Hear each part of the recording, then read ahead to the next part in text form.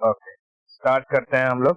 और देखते हैं कि लास्ट लेक्चर में हम लोगों ने गांधीयन एरा पूरा खत्म कर लिया था। ठीक है, और आज हम लोग अब मुस्लिम लीग स्टार्ट करेंगे और उसके बारे में समझेंगे कि क्या है और किसने किसने उसका फॉर्मेशन किया था मिल करके। ठीक है, उसकी स्टोरी समझते हैं। देखो, मुस्लिम लीग गांधीयन एरा में कोई प्रॉब्लम नहीं था ना?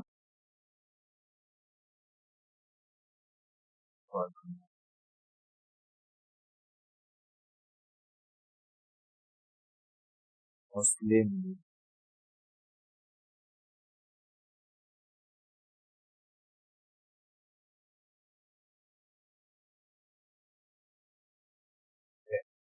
मुस्लिम लीग का फॉर्मेशन 1906 में दो भाइयों ने मिलकर की, आगा खान और सलीमुल्लाह खान। मुस्लिम लीग का फॉर्मेशन कब हुआ? 6 फॉर्मेशन 1906 इसके द्वारा बाई आगा खान और सलीमुल्लाह खान। सलीमुल्लाह खान शॉर्टकट में इन्हें कहा जाता है खान ब्रदर्स। खान ब्रदर्स। तो मुस्लिम लीग का फॉर्मेशन कब हुआ? 1906। किसने किया? खान ब्रदर्स ने, आगा खान और सलीमुल्लाह खान ने। कहां पर? तो ढाका में। प्लेस प्लेस था ढाका। ठीक है, ढाका। मुस्लिम लीग का फॉर्मेशन 1906 में खान ब्रदर्स, जिसमें आगा खान सलीमुल्लाह खान ने ढाका में किया था। बात समझ में आई? ये देख, ये थे तेरे आगा खान और ये थे सलीमुल्लाह खान।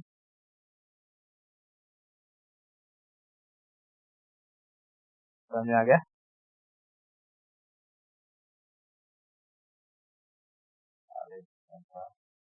ठीक है, आगे चलते हैं। अब देख, 1905 में तुझे याद होगा कि 1905 में बंगाल का डिवीजन हो चुका था। 1905 में बंगाल का डिवीजन के बाद 1906 में मुस्लिम लीग का फॉर्मेशन होता है आगा खान सलीमुल्लाह खान के द्वारा। उस वक्त भारत का जो वाइसराय होता है वो होता है लॉर्ड मिंटो, जिसे मिंटो द्वितीय भी कहा जाता है। भारत का वाइसराय कौन रहता है?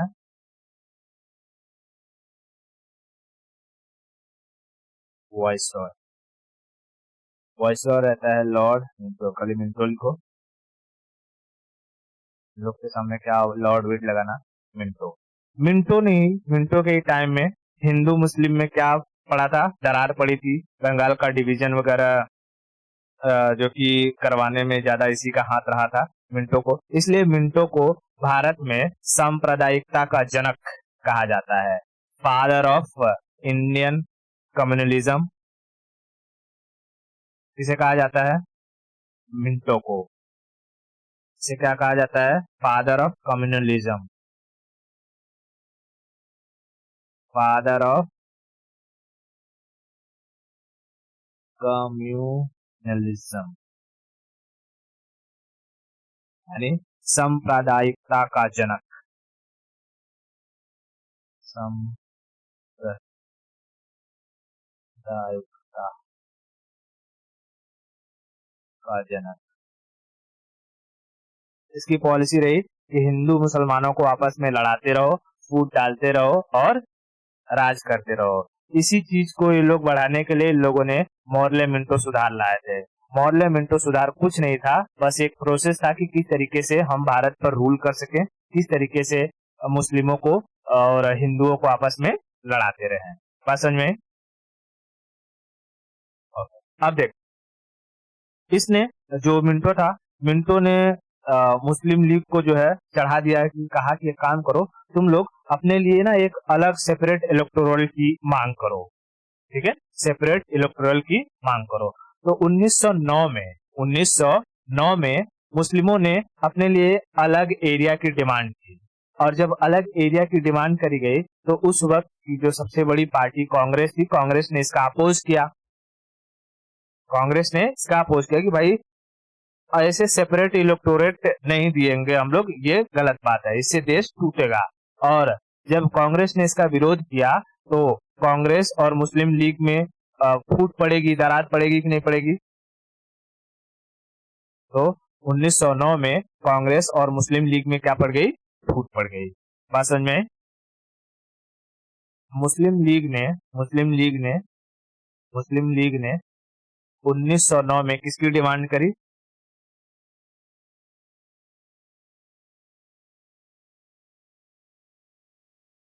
Demand of separate separate electoral, ठीक है, डिमांड फॉर सेपरेट इलेक्टोरल। बात समझ में? सेपरेट इलेक्टोरल एरिया की मांग करी गई भाई मुसलमानों के लिए, ठीक है, मुस्लिम लीग के द्वारा मुसलमानों के लिए भारत में अलग पृथक निर्वाचक क्षेत्र की मांग करी गई। इसका अपोज किसने किया इसको अपोज?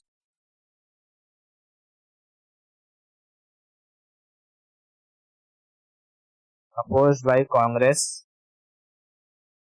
कांग्रेस और यहीं से मुस्लिम लीग और कांग्रेस में क्या पड़ जाता है? सेपरेशन हो जाता है।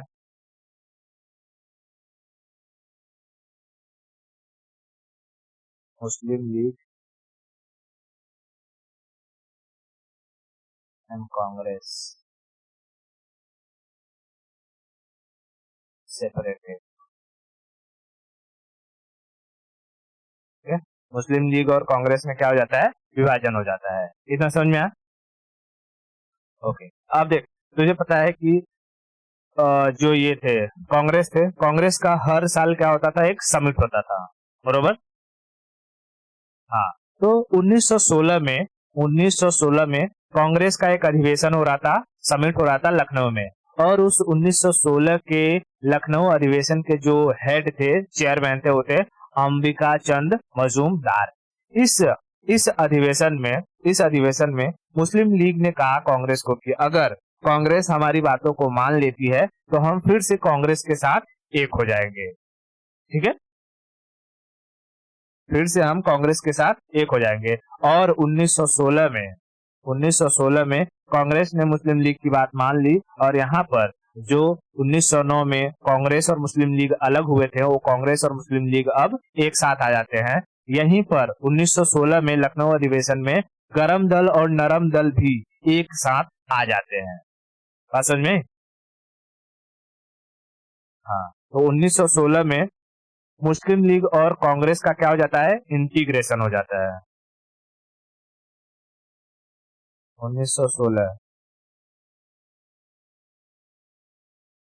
इंटीग्रेशन, किसका किसका इंटीग्रेशन होता है? मुस्लिम लीग और कांग्रेस,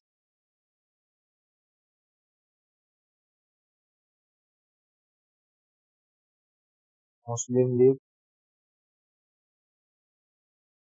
प्लस कांग्रेस। उसके बाद नरम दल और गरम दल,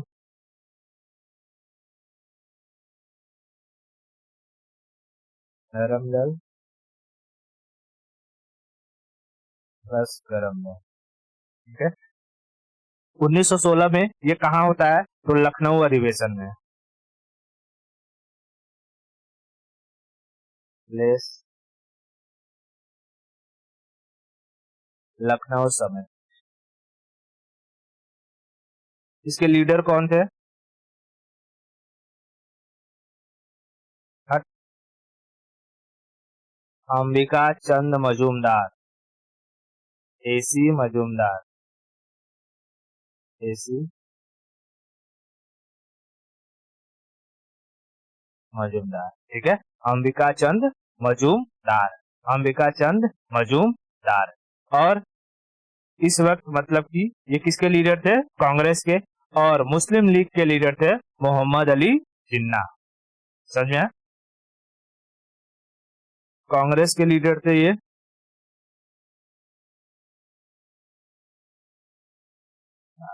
कांग्रेस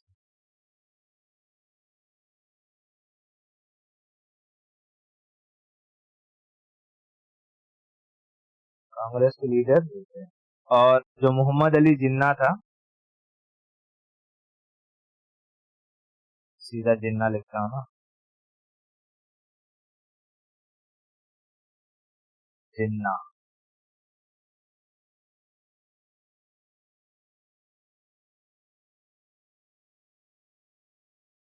यहाँ जिन्ना।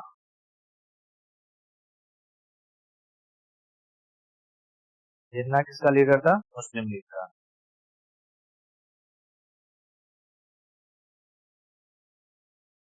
मुस्लिम लीग का लीडर था। ठीक है, इतना चीज समझ में आ गया? ओके। अब देख, 1927 में 1927 में भारत में साइमन कमीशन आता है। और साइमन कमीशन के बारे में हम लोग गांधी नेरा जब पढ़ रहे थे तो उसमें पूरी तरीके से अच्छे से समझ लिया था कि साइमन कमीशन क्या था, क्यों आया था भारत में। ठीक है, अब देख, तुझे याद होगा कि साइमन कमीशन में नेहरू ने अपनी रिपोर्ट सबमिट करने की कोशिश करी, और नेहरू के विरोध में, अपोज में जिन्ना ने अपनी रिपोर्ट दी, है ना।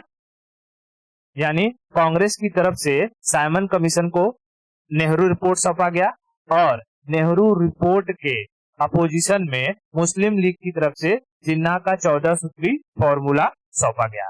क्या साइमन कमीशन ने नेहरू रिपोर्ट और जिन्ना के 14 सूत्री फॉर्मूलों को माना था? नहीं, दोनों को ही जो कि हटा दिया था, क्योंकि कांग्रेस को क्या कहा था कि अगर आप जो अपना कॉन्स्टिट्यूशन बनाएंगे उस पर सारे लोगों की सहमति होगी तो हम वो एक्सेप्ट कर लेंगे। लेकिन यहाँ पर जिन्ना ने सिग्नेचर ही नहीं किया था, तो उनका नेहरू रिपोर्ट खारिज हो गया, और उसके बाद जिन्ना ले गया तो जिन्ना को वैसे ही भगा दिया गया था। बात समझ में? तो 1927 1927 1927 में क्या आता है? Simon commission.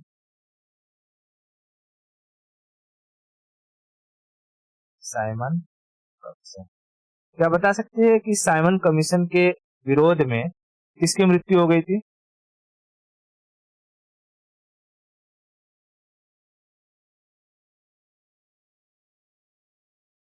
लाला लाजपत राय की। हाँ, कांग्रेस कांग्रेस ने कौन सा रिपोर्ट सबमिट किया? नेहरू रिपोर्ट।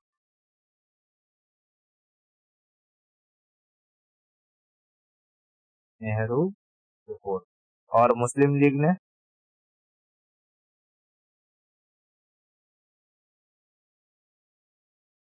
जिन्ना 14 पॉइंट फॉर्मूला। जिन्ना 14 पॉइंट फॉर्मूला। लेकिन दोनों ही क्या हो गया? रिजेक्ट हो गया। Both get rejected.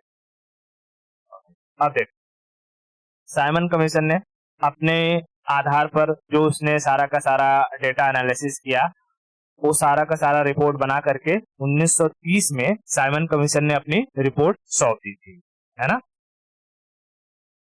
Simon commission ने अपनी रिपोर्ट कब सबमिट करी थी? 1930 में।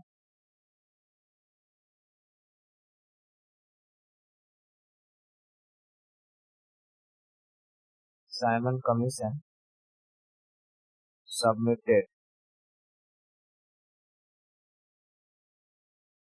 देयर रिपोर्ट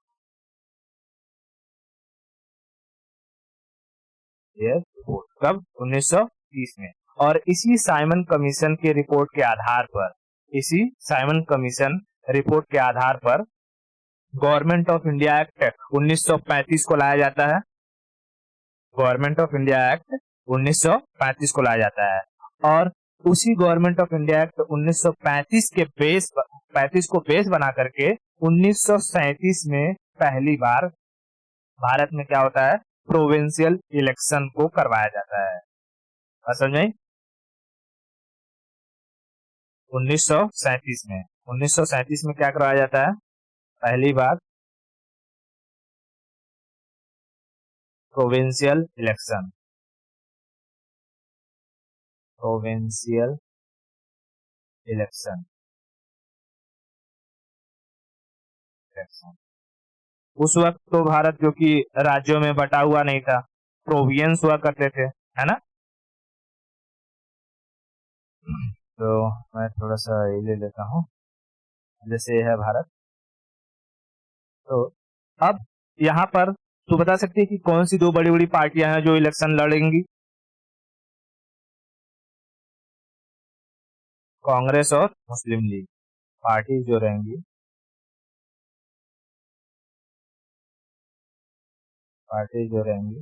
एक रहेगा कांग्रेस और दूसरा रहेगा मुस्लिम लीग को लग रहा था ये एरिया पूरा मुसलमानों से भरा हुआ है, इधर वाला पूरा एरिया मुसलमानों से भरा हुआ है, ठीक है, इधर वाला पूरा एरिया जो मतलब कि थोड़ा सा एरिया मुसलमानों से ज्यादा भरा हुआ है, ठीक है, हैदराबाद का निजाम वगैरह वाला एरिया मुसलमानों से भरा हुआ है। तो इनको लग रहा था कि इनके कम से कम 4-5 प्रोविंस में क्या आ जाएंगे, इनके 4-5 प्रोविंस में इनकी सरकार बन जाएगी, ठीक है, 4-5 प्रोविंस में इनकी सरकार बन जाएगी। लेकिन मुसलमानों को सिर्फ 2 प्रोविंस में जगह मिली, एक तो इस वाले पंजाब और इधर सिंध में, ठीक है। यानी मुस्लिम लीग सिर्फ 2 जगह से इलेक्शन को जीत पाया। कहां से? एक पंजाब और दूसरा सिंध से। पंजाब और सिंध से। बाकी जगहों पर किसने बाजी मार ली? कांग्रेस ने 8 प्रोविंस में इलेक्शन जीता और मुस्लिम लीग ने 2 प्रोविंस पर इलेक्शन जीता। 2 प्रोविंस कौन कौन से? पंजाब और सिंध। इतना समझ में आया? ओके। अब जब देखिए इलेक्शन हो रहा था, उस वक्त कांग्रेस के जो लीडर थे वो थे मौलाना अबुल कलाम आजाद। वो खुद मुसलमान थे, समझ में आ रहा है? वो खुद मुसलमान थे। और जो मुस्लिम लीग के जो फाउंडर थे, मतलब मुस्लिम लीग का जो लीडर था, वो कौन था? मोहम्मद अली जिन्ना। तो लोगों ने कहा कि भाई तुम मुस्लिम लीग नाम रख देने से इसका मतलब ये थोड़ी हो जाएगा कि तुम सारा का सारा अच्छा काम मुसलमानों के लिए करोगे। कांग्रेस में भी तो मुसलमान है, अगर तुम इतना अच्छा काम करते तो कांग्रेस के मुसलमान क्यों नहीं मुस्लिम लीग में चले जाते? समझ में आया? हाँ। तो इसीलिए भारत में जो मैक्सिमम आबादी थी, मैक्सिमम प्रोविंस थे, वो किसके फेवर में गए? कांग्रेस के फेवर में। और सिर्फ 2 प्रोविंस किसको मिला? मुस्लिम लीग को। मुस्लिम लीग की बेइज्जती हुई होगी कि नहीं हुई होगी? हुई रहेगी, ठीक है। मुस्लिम लीग की बेइज्जती बहुत जबरदस्त हुई। अब यहाँ पर ये चीज याद रखना, कांग्रेस के लीडर कौन थे उस वक्त? अबुल कलाम आजाद, कांग्रेस लीडर।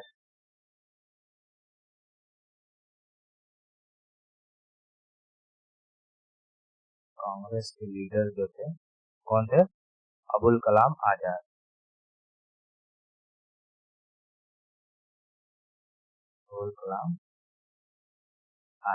ठीक है। और मुस्लिम लीग का तो पता ही है, जिन्ना। समझ में आया? ओके। अब देख, अब सेंटर में अगर तू देखेगी तो सेंटर में बैठेंगे कांग्रेस, सेंटर में बैठेगी मुस्लिम लीग, सेंटर में बैठेंगे कौन? ये तेरे ब्रिटिश, ठीक है। कांग्रेस, ब्रिटिश और मुस्लिम लीग, ये तीनों लोग मिल करके क्या करेंगे? भारत को चलाएंगे। अभी जैसे अभी है राज्यसभा, लोकसभा, तो एक तरफ में गवर्नमेंट रहती है और दूसरी तरफ अपोजिशन रहती है कि नहीं? तो कांग्रेस का अपोजिशन कौन हो गया है? मुस्लिम लीग, लेकिन उसको ज्यादा मेजोरिटी नहीं मिली।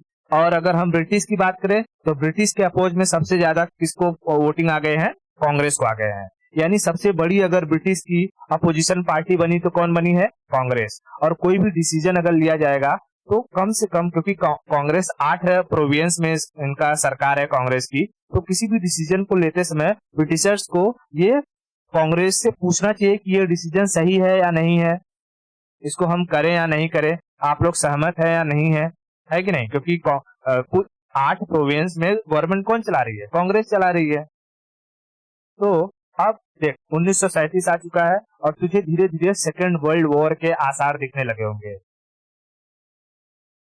क्योंकि 1939 में क्या चालू हो गया था? Second world war. और जब सेकेंड वर्ल्ड वॉर चालू हुआ था तो भारत से अंग्रेजों की तरफ से लड़ने के लिए इंडियन सोल्जर्स की जरूरत पड़ी थी। तो अंग्रेजों ने कहा कि भारत से 3 लाख जो सोल्जर्स है वो अंग्रेजों की तरफ से लड़ेंगे, और इस बात को कांग्रेस से बिल्कुल नहीं पूछा गया। ठीक है, कांग्रेस से बिल्कुल पूछा नहीं गया। तो भारतीय जो सेना मतलब कि आर्मी के जो नौजवान थे, सैनिक थे, उन लोगों ने पूछा कांग्रेस को कि क्या आप लोगों ने इस बात की अप्रूवल दी कि हम लोग इस ब्रिटिश के तरफ से लड़ेंगे सेकेंड वर्ल्ड वॉर में? तो कांग्रेस ने कहा कि भाई हमसे तो कभी पूछा ही नहीं गया कि 3 लाख सैनिक जाएंगे लड़ाई करने। तो जब ये बात कांग्रेस को पता चली कि हमको बिना बताए ये लोग 3 लाख सैनिकों को लड़ाई के लिए ले जा रहे हैं, तो कांग्रेस ने अपने 8 प्रोविंस से क्या कर दिया? त्याग पत्र दे दिया। कांग्रेस ने कहा कि जब हमसे कुछ पूछा ही नहीं जा रहा है तो हम सरकार किस बात की चला रहे हैं, है कि नहीं? हम सरकार किस बात की चला रहे हैं। और जैसे ही कांग्रेस ने 8 प्रोविंस से अपना इस्तीफा दे दिया, अब तो मुस्लिम लीग के बल्ले बल्ले हो गए। ठीक है, मुस्लिम लीग इस बात की खुशी मनाने लगी कि ये जो भारत है, ये जो हमारा देश है, वो क्या हो गया? कांग्रेस मुक्त हो गया। ठीक है, कांग्रेस मुक्त हो गया। और उन लोगों ने मुस्लिम लीग ने जिस दिन मतलब कि कांग्रेस ने अपना इस्तीफा दिया था, उस दिन को मुक्ति दिवस के रूप में मनाया था। बात समझ रही? मुक्ति दिवस। अब इन गधों को सोच, इन गधों को ये सोचना चाहिए कि हमें इस देश से आजादी, देश में आजादी किससे चाहिए? अंग्रेजों से चाहिए कि कांग्रेस से चाहिए? हाँ हाँ, वही बोल रहा हूं ना। ये लोग अब मुक्ति दिवस किसके लिए मना रहे हैं? कि कांग्रेस ने इस्तीफा दे दिया इसके लिए। जबकि इन्हें करना चाहिए कि भाई अंग्रेज यहाँ से भागे तो हम लोग जो कि कोई आजादी वाजादी मनाए, और यहाँ इनका दिमाग घुटने में। ठीक है, तो ये कहानी इतना समझ में आया? देख, तो अब 1937 में प्रोविंस इलेक्शन हो गया, एक स्टोरी समझ में आ गया। 1939 में चालू हो जाता है second world war. Second world war. और सेकेंड वर्ल्ड वॉर में ब्रिटिशर्स ने क्या कहा कि भारत के कितने सैनिक लड़ेंगे? 3 lakh Indian soldier will fight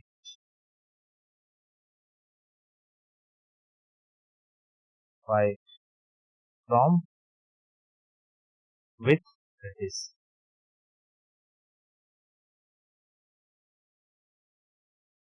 with British. ठीक है, ब्रिटिश। अब ये घोषणा इन लोगों ने कब करी थी? ये घोषणा ब्रिटिशर्स ने करी थी 22 दिसंबर 1939 को। Declare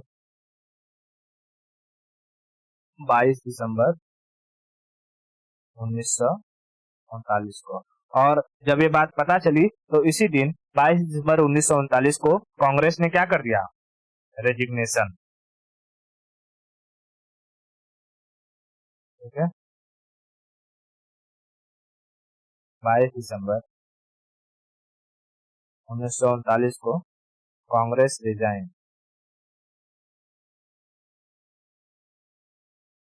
Congress resign from all 8 province. बात समझ में आई? और इस दिन को 22 दिसंबर 1939 को 39 को मुस्लिम लीग ने किस दिन के रूप में सेलिब्रेट किया? मुक्ति दिवस।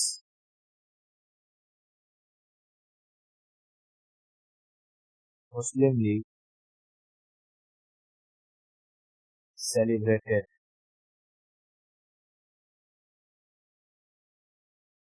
एज मुक्ति दिवस।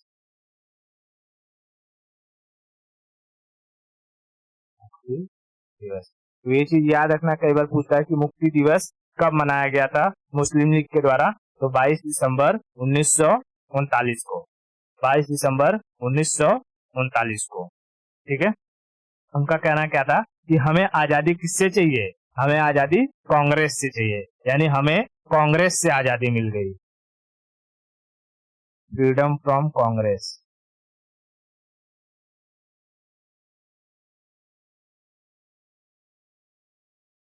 फ्रीडम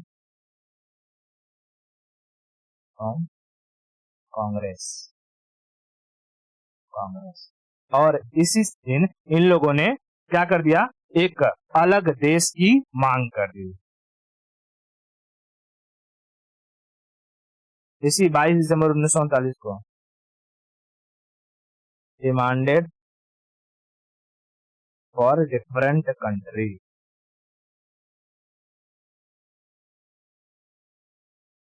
या सेपरेट कंट्री, एक अलग देश। अब तक तो वो लोग क्या कर रहे थे, हमें सेपरेट इलेक्टोरल चाहिए, लेकिन अब सेपरेट कंट्री चाहिए।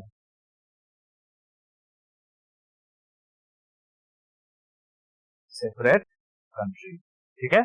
इन लोगों ने, मुस्लिम लीग ने किसकी मांग कर दी, अलग देश की मांग कर दी, अलग देश की मांग कर दी। बात समझ में आया? अब ये अलग देश की मांग इन लोग कब करते हैं, 1939, 22 दिसंबर 1939 अब तो खत्म होने वाला है, अब आएगा 1940। तो 1940 में जैसे कांग्रेस का अधिवेशन होता था हर साल, वैसे ही लाहौर में मुस्लिम लीग का अधिवेशन हो रहा था। ठीक है, लाहौर समिट, लाहौर समिट कब, 1940, 1940। ये किसका था लाहौर समिट, क्या कांग्रेस का था, मुस्लिम लीग का, मुस्लिम लीग का। ठीक है, मुस्लिम लीग का, मुस्लिम लीग का। और यहीं रावी नदी के किनारे जिन्ना ने किसकी मांग कर दी, पाकिस्तान की।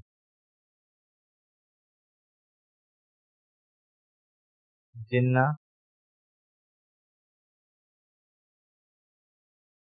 Demanded for Pakistan, Pakistan. कितना समझ में आया, इतना क्लियर है? ओके, अब देख, जब पाकिस्तान की मांग शुरू हो गई तो अभी भी हमें आजादी नहीं मिली है। अब वहां से ब्रिटेन से एक पर्सन को भेजा गया जिसका नाम था लॉर्ड वेवेल। लॉर्ड वेवेल ने एक समिट रखी शिमला में, जिसे कहा गया शिमला समिट या शिमला समझौता। ठीक है, पहले क्या हुआ करता था कि जब अंग्रेजों के टाइम में हमारे भारत का जो कैपिटल हुआ करता था, गर्मी में कैपिटल शिमला चला जाता था और ठंडी के टाइम में वो दिल्ली आ जाया करता था। समझ में? हाँ, तो अब देखते हैं हम लोग 1945 शिमला समिट। 1945 नहीं, दूसरा टॉपिक नहीं, अभी वही है, शिमला समिट। इन लोगों ने मांग करी है पाकिस्तान की, तो अभी क्या पाकिस्तान मैंने दिखा बताया कि कब हो गया पाकिस्तान, तो अभी कहां से वो टॉपिक खत्म हुआ, अभी यही चल रहा है। ठीक है, Shimla summit. Shimla summit, Shimla summit किसके द्वारा करवाया गया, लॉर्ड वेवेल, लॉर्ड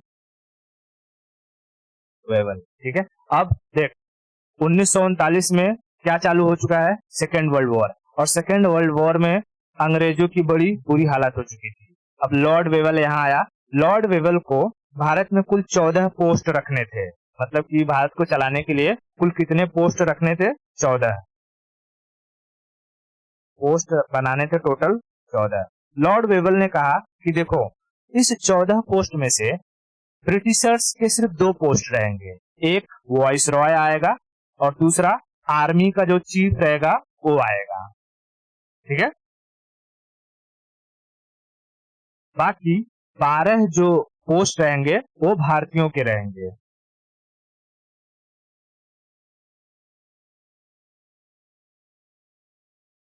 ये दो में कौन कौन से रहेंगे? वॉइस रॉय और आर्मी चीफ। Army chief. और 12 जो ये पोस्ट रहेंगे वो कौन से रहेंगे? वो इंडियंस के रहेंगे। इंडियंस।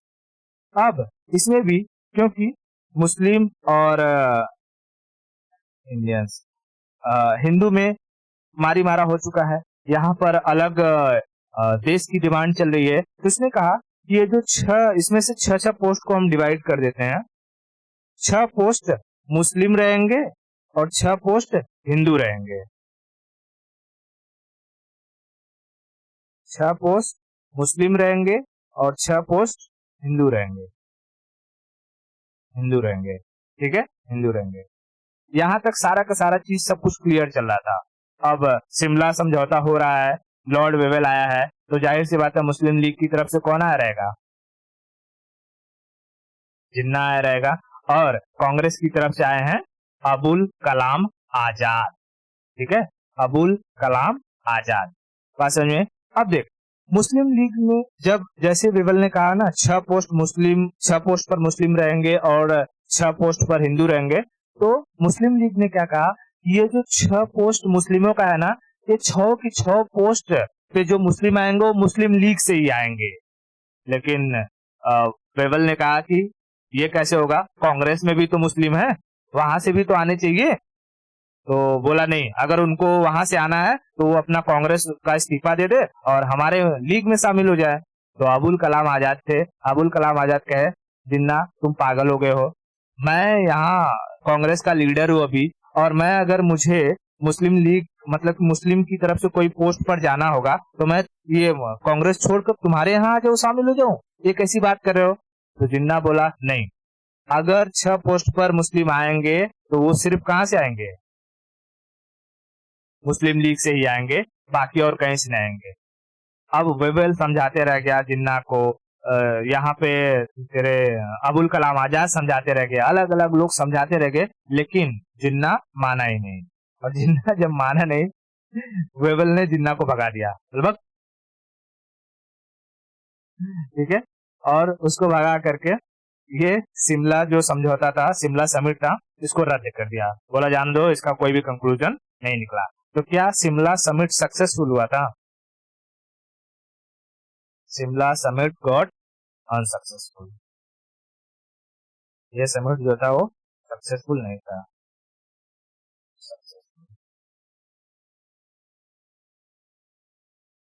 बात समझ में आ रही है? ये सक्सेसफुल नहीं हुआ, इतना क्लियर है। तो ये शिमला समझौता क्यों सक्सेसफुल नहीं हुआ, इसके बारे में समझ में आया? क्यों सक्सेसफुल नहीं हुआ?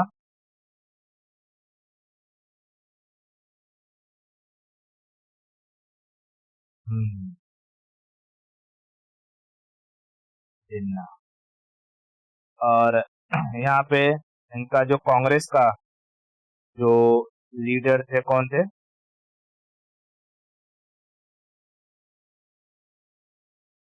कांग्रेस लीडर अबुल कलाम आजाद। अबुल कलाम आजाद, इतना क्लियर हुआ। अब जब जिन्ना को यहाँ से भगाया तो जिन्ना की तो बहुत बेइज्जती हो गई।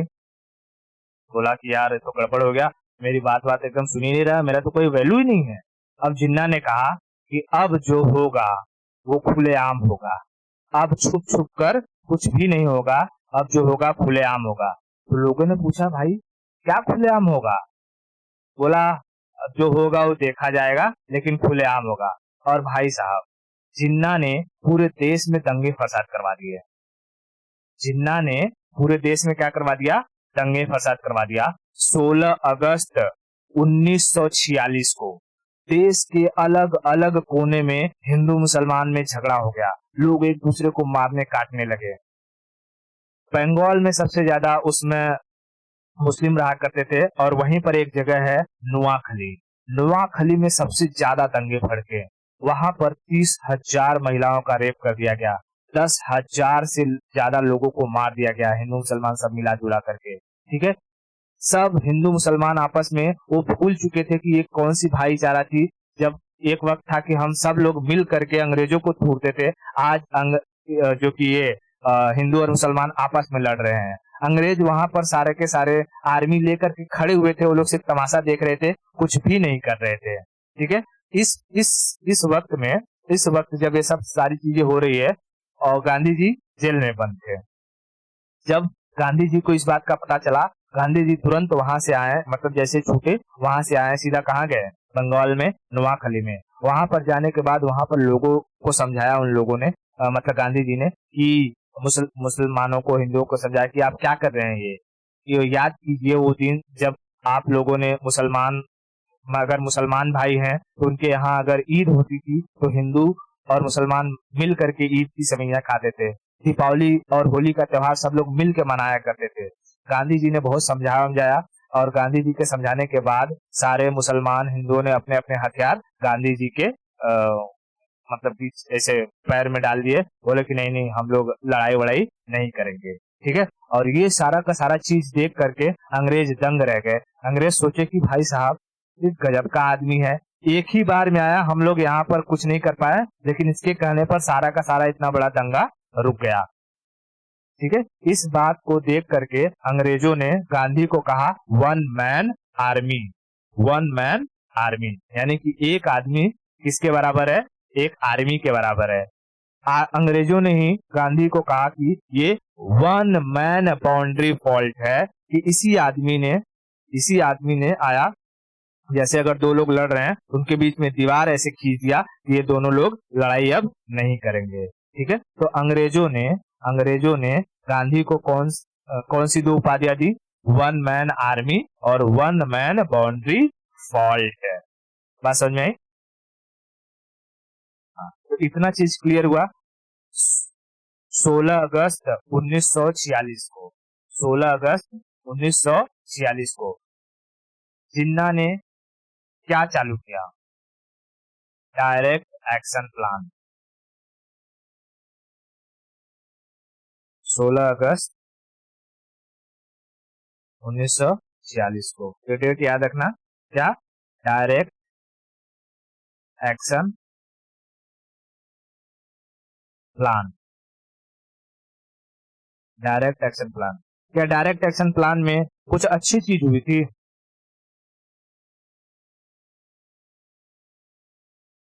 नहीं। प्रोवोक्ड बाय जिन्ना, प्रोवोक्ड बाय जिन्ना, नुआखली। तो डायरेक्ट एक्शन प्लान कब हुआ, ये डेट याद रखना, कब, 16 अगस्त 1946। किसने स्टार्ट करी, जिन्ना ने। इसके जरिए क्या हुआ, पूरे देश में क्या हो गए, वॉयलेंस स्टार्ट हो गए। Violence in all over country. सबसे बड़ा वॉयलेंस कहाँ हुआ, पहला स्टार्ट कहाँ हुआ, फर्स्ट इन नुआखली। नुआखली बंगाल में, नुआखली जगह था। ठीक है, बंगाल में नुआखली, नुआखली बंगाल में। गदर मूवी देखा है तूने? हाँ, तो उसमें देख कैसे ट्रक भर भर के लोगों को मारा जाता है। सेम सीन हुआ था वुमेन्स में।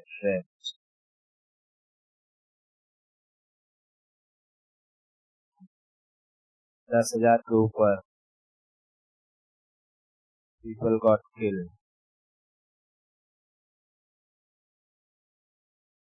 Got killed. बात समझ में आया? फिर इनको इस सारे दंगों को शांत कराने के लिए किसकी एंट्री हुई?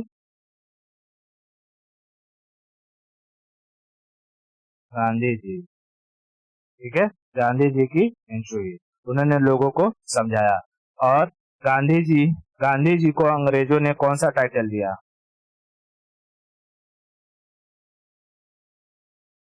Britishers title, one man army, one man army और one man boundary force, one man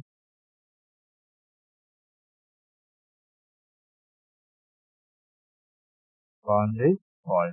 इतना समझ में आया? अब देख, यहाँ से सारा का सारा चीज तो हुआ, लोग वहां शांत हुए, लेकिन जैसे ही बंगाल का माहौल शांत हुआ, वहां दूसरी तरफ जो कि दंगे भड़क गए। ठीक है, दूसरी तरफ दंगे भड़क गए। अब ऐसा तो है नहीं कि तुम फटाक से एक तरफ बंगाल चले जाओ, दूसरी तरफ कानपुर चले जाओ, फिर जो कि तुम महाराष्ट्र में चले जाओगे, फिर केरला में चले जाओगे, फिर तमिलनाडु में, हैदराबाद में। अब तुम जल्दी जल्दी पहुंच तो सकते नहीं हो। जहां जहां मुस्लिम थे वहां वहां जो दंगे चालू कर दिए थे।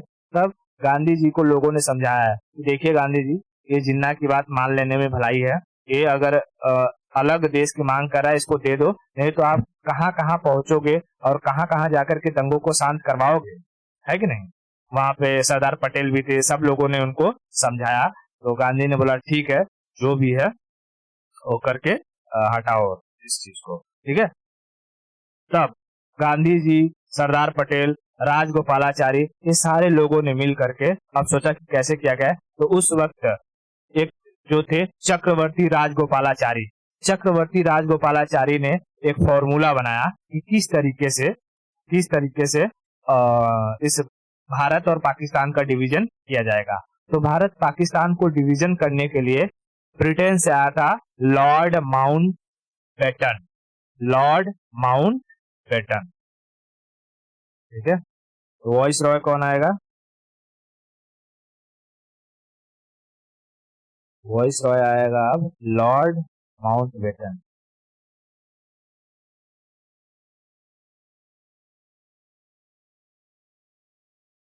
लॉर्ड माउंट बेटन को सी आर, यानी कि सी आर चक्रवर्ती राजगोपालाचारी ने अपना फॉर्मूला दिया, जिसे कहा गया सी आर फॉर्मूला।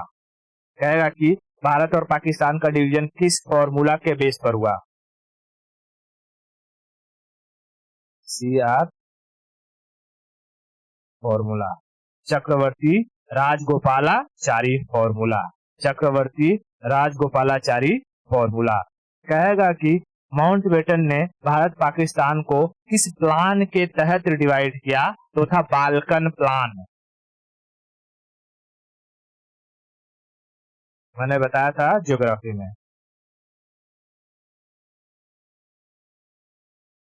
ठीक है, बाल्कन प्लान। ठीक है, उसमें प्लान पूछता है और ऊपर एक नंबर पर लिखा रहता है सी आर फॉर्मूला। ठीक है, तो सब सी आर फॉर्मूला मार देते हैं, बाल्कन प्लान भूल जाते हैं। तो याद रखना, अगर फॉर्मूला पूछेगा तो सी आर फॉर्मूला, लेकिन प्लान पूछेगा तो बाल्कन प्लान, बाल्कन प्लान। ठीक है, बाल्कन प्लान। और ये C R formula, Balkan plan, इन सब का इस्तेमाल करके 14 अगस्त 1947 को पाकिस्तान को भारत से अलग कर दिया जाता है और जन्म होता है पाकिस्तान का। और उसके अगले दिन 15 अगस्त 1947 को भारत को क्या मिलती है? आजादी मिलती है। ठीक है, क्या जो कि 14 अगस्त 1947 से पहले पाकिस्तान का कोई अस्तित्व था? नहीं, पाकिस्तान का जन्म होता है 14 अगस्त 1947 को, लेकिन भारत सदियों पुराना रहा था और आज भी है। ठीक है, भारत कब से है इसका कोई भी तो एविडेंस नहीं है। तो जब महाभारत में भी भारत का जिक्र मिलेगा और उससे पहले हुई घटनाओं में भी जो भारत का जिक्र मिलेगा। बात समझे? लेकिन पाकिस्तान नया नया बना है। ठीक है, तो 14 अगस्त 1947 पाकिस्तान got separated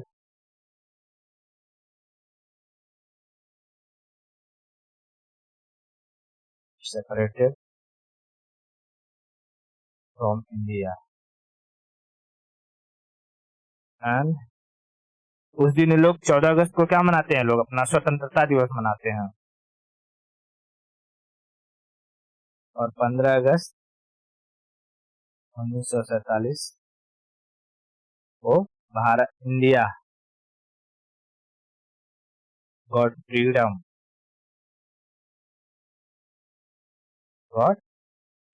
और हम लोग अपना 15 अगस्त को क्या मनाते हैं, इंडिपेंडेंस डे, स्वतंत्रता दिवस। ठीक है, स्वतंत्रता दिवस। अब देख, रविंद्रनाथ टैगोर उस वक्त बहुत बूढ़े हो चुके थे, एकदम मरने वाले थे। उन्होंने कहा, मतलब कि सबके आंखों में एकदम आंसू थे। उन्होंने कहा कि हम देश को आजादी मिलेगी, लेकिन देश को आजादी इस माहौल में मिलेगी, इस तरीके से मिलेगी, ये मैंने कभी नहीं सोचा था। क्योंकि हमारा ये जो भारत था, ये अफगानिस्तान से लेकर के पूरा आसाम तक, आसाम बोलो, आसाम, अरुणाचल प्रदेश और म्यांमार तक फैला हुआ था। इसमें जो नदियों की पूरी धारा बहती है, पूरे इंडस से लेकर के गंगा जमुना की जो पूरी बोलते ना कि अविरल धारा है, जो रुकती नहीं कभी। लेकिन आज इस डिवीजन की वजह से ऐसा लग रहा है कि जैसे ये नदियां सूख चुकी है। और जब नदियां सूखती हैं तो अपने पीछे क्या छोड़ जाती हैं, दलदल, कचड़े, रूखा सूखा जमीन।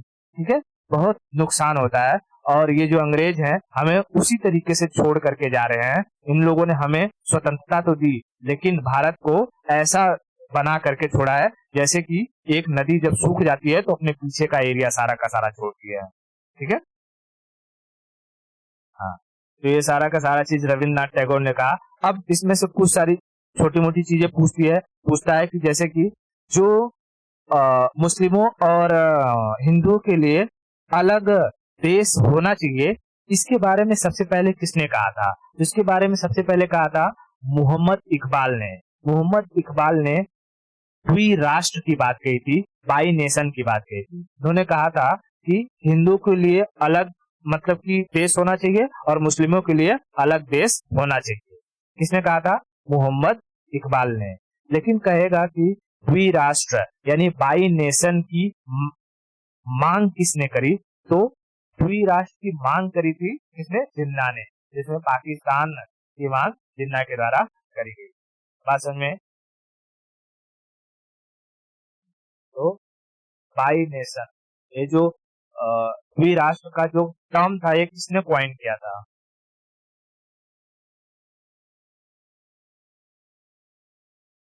मोहम्मद इकबाल।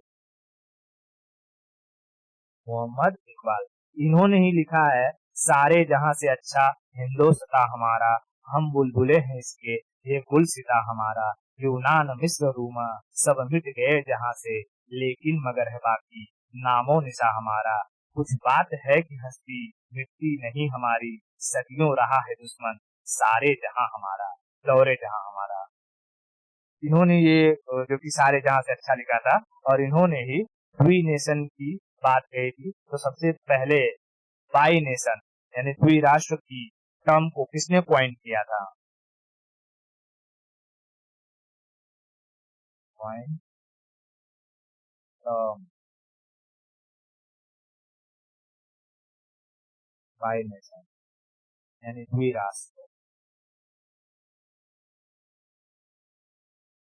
द्विराष्ट्र इसमें किसके? हिंदुओं के लिए अलग,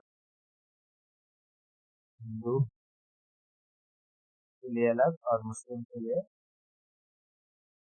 अलग। ठीक है, लेकिन कहेगा कि द्विराष्ट्र की मांग किसने करी?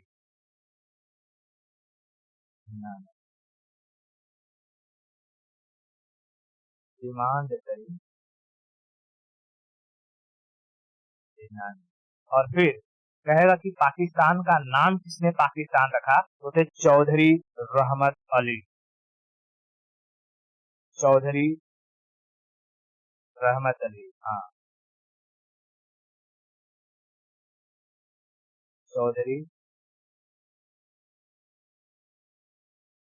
रहमत अली, इन्होंने पाकिस्तान वर्ड दिया। ठीक है, जो वर्ड जो शब्द था ना पाकिस्तान वर्ड, पाकिस्तान, पाकिस्तान का एक मतलब होता है, मतलब कि जैसे पाकिस्तान का वो पंजाब वाला एरिया, सिंध वाला एरिया, अब वो अपना ऊपर वाला जो खैबर पख्तूनख्वा वाला एरिया है, ठीक है, बलूचिस्तान वाला एरिया है, इन सबको मिला करके इन्होंने एक टर्म निकाला था पाकिस्तान। बात समझ में आई? हाँ, तो इस तरीके से पूरा का पूरा जो मुस्लिम लीग था, और मुस्लिम लीग कैसे फॉर्म हुआ, मुस्लिम लीग बनने के क्या कॉन्सिक्वेंसेस रहे, किस तरीके से पाकिस्तान का फॉर्मेशन हुआ, भारत से ये अलग हुआ, ये सारी की सारी कहानी हम लोगों ने समझ लिया। सारा का सारा चीज क्लियर है? क्लियर है सब? ओके, ठीक है, आज के लिए इतना रखते हैं, आगे की स्टोरी हम लोग नेक्स्ट करते हैं।